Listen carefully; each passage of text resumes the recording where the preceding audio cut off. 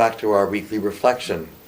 Now, for the second week in May, I'd like to share with you, I think it's really important, the intention for this month by Pope Francis, and it's called, the prayer intention is for the world of finance. And why that he is thinking about for finance is because finance, world markets, economies, even our own, say, portfolios, are all tied together. And what he's trying to encourage us to do is praying for, supporting of, and really thinking about the world market. Now, what can we do? Well, we really can't do anything.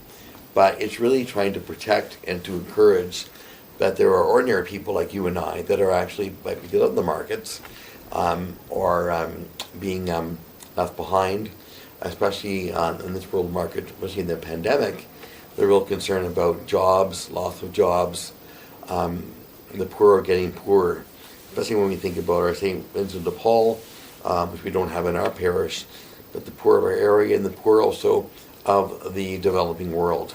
So what Pope Francis is encouraging us to do is that learn about world economies, and that knowing that he's asking us to, that the unemployed, the underemployed, the markets oftentimes dictate people's jobs, people's livelihood, and people's even retirement, for example. So he's really asking us to think about how are the poor affected by the consequence of our systems, our financial speculations, and how our systems are regulated. So oftentimes, even in Rome, for example, or even in Canada, there are ethicists that are thinking about faith questions, about how can faith questions be connected to finance. And to some people, they would think they're so different, but they're not so different, because work is a God-given right for all of us to be able to work and to find a job and to be able to put food on the table for us and for our families. And what Pope Francis is asking us to do is to pray for hope that the markets is our finances meeting people's needs, immediate needs. And if not, how can we help that? How we can pray for a better financial system. Because finance is supposed to serve the people and to care for the common good and care for the common home, which is our earth, and his jobs on our earth. And it's encouraging us to encourage governments to regulate finances so that it protects citizens, you and I, from dangers of corruption and inequality. And the most important thing is that there are millions of people in the world, may not be here in Canada, but there are parts of Canada that the people can't find jobs. Or in their jobs, it's a struggle because of COVID-19, for example.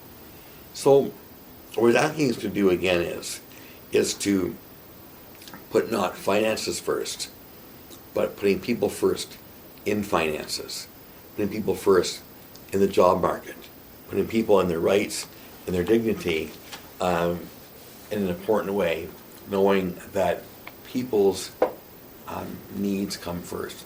In all places in the world, there's a lot of financial crisis, and a lot of place where the total economy of that city or that country or that region totally controls that situation. So he's not praying specifically for one country or one area, but what Pope Francis is asking us to do is pray for the unemployed, pray for those that need to have a proper wage and to be able to sustain themselves. So he has a prayer for that.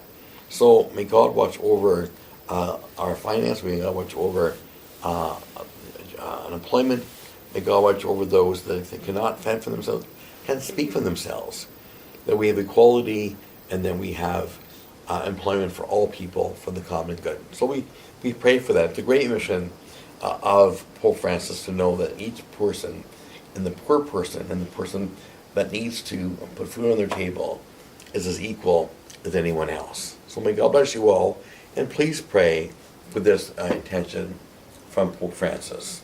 May God bless you all this week, and I pray for you and your circumstances at this time. May God bless you and help you. I'd like to share one more thing at the end of my reflection, like I did last week. Again, we have these beautiful just tops of cans, either plastic or tin or glass or steel.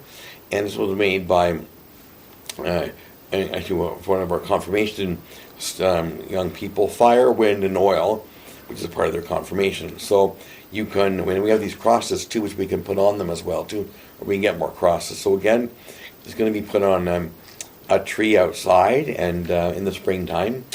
And again, don't be fancy. There's any kind of a tin can or steel or glass, and just maybe put something like this through, or maybe we can do that for you, and be expressive about God's creation in you, and maybe make it a family activity, and we'll put it on our spring tree of life.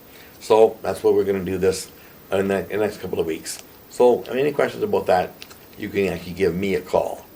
Thank you.